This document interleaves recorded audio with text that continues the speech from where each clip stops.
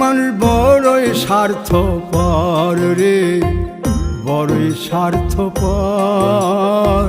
বুকের মাঝে জায়গা দিলে যতন কইরা ভাঙ্গে রে অন্তর।